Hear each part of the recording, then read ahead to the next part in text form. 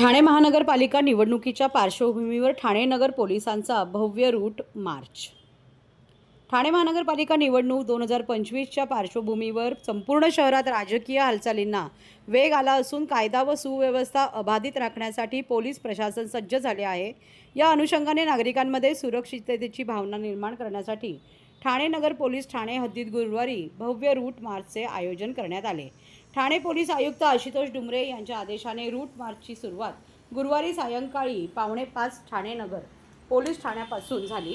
Gold cinema, माटे चौक, Ashok talkies, Datta Mandir, CIDCO bus stop, Thane college, Dadoji Konde stadium, Mahagiri Hawa Manzil, police school, खारकळ अळी, Mahajanwadi hall, जांभळी नाका, कोपनेश्वर मंदिर, AI फर्निचर असा मार्ग पार करून रूट मार्च पुन्हा ठाणे नगर पोलीस ठाण्यात 5:45 वाजता समाप्त झाला।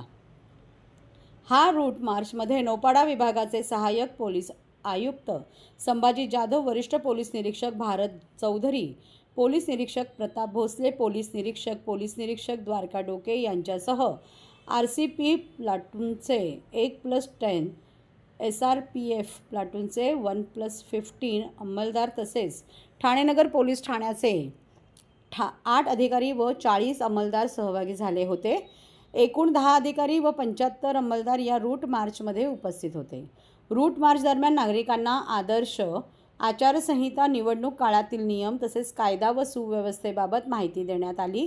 निवडणूक प्रक्रिया शांततेत, निर्भय आणि पारदर्शक वातावरणात पार पाडावी यासाठी पोलीस प्रशासन सज्ज असल्याचा संदेश या माध्यमातून देण्यात आला। रूट मार्चमुळे परिसरात पोलीस बंदोबस्ताबाबत विश्वासाचे वातावरण निर्माण झाले असून नागरिकांमध्ये सुरक्षिततेची भावना बळकट झाल्याचे चित्र पाहायला मिळते।